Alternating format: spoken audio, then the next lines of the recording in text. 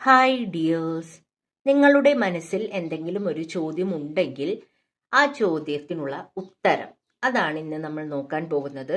ഒരു പക്ഷേ ആ ഒരു ആഗ്രഹം എപ്പോൾ നടക്കും എന്നതിനെ കുറിച്ച് ആയിരിക്കും ലഭിക്കുക, അല്ലെങ്കിൽ ആ ആഗ്രഹം നിങ്ങൾക്ക് നല്ലതാണോ അല്ലയോ എന്നുള്ളതായിരിക്കാം, അല്ലെങ്കിൽ അങ്ങനെ എന്തെങ്കിലുമൊക്കെ ആയിരിക്കും ലഭിക്കുക. എന്തായാലും നിങ്ങൾക്ക് ചെറിയ ഒരു ക്ലാരിറ്റി എങ്കിലും ഈ ഒരു റീഡിങ്ങിൽ കൂടെ ലഭിക്കും എന്നുള്ളത് ഉറപ്പാണ്.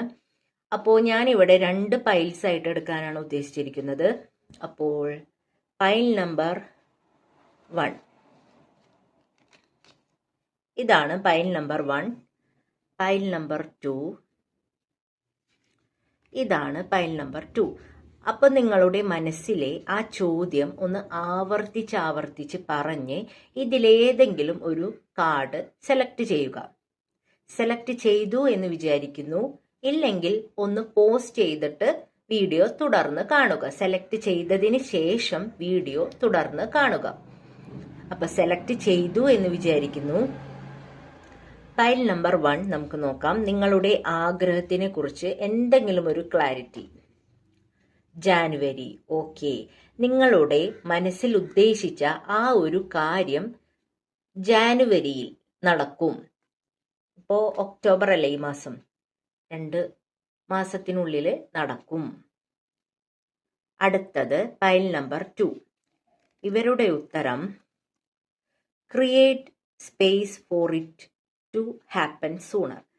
അതായത് നിങ്ങളുടെ മനസ്സിൽ ഒരുപാട് കാര്യങ്ങളുണ്ട്, ഒരുപാട് ആഗ്രഹങ്ങളുണ്ട്. അതായത് ഇപ്പോ പറയുമല്ലോ, ഒരു കുടം നിറഞ്ഞിരുന്നു കഴിഞ്ഞാൽ അതിൽ വെള്ളം ഒഴിച്ചു കഴിഞ്ഞാൽ അത് തുളുമ്പി പോകത്തേ ഉള്ളൂ. അപ്പോൾ ആദ്യം എന്ത് ചെയ്യണം? ആ കുടം കാലിയാക്കണം, എന്നിട്ട് പുതിയത് ഒഴിക്കണം. അങ്ങനെയാണല്ലോ പറയുക.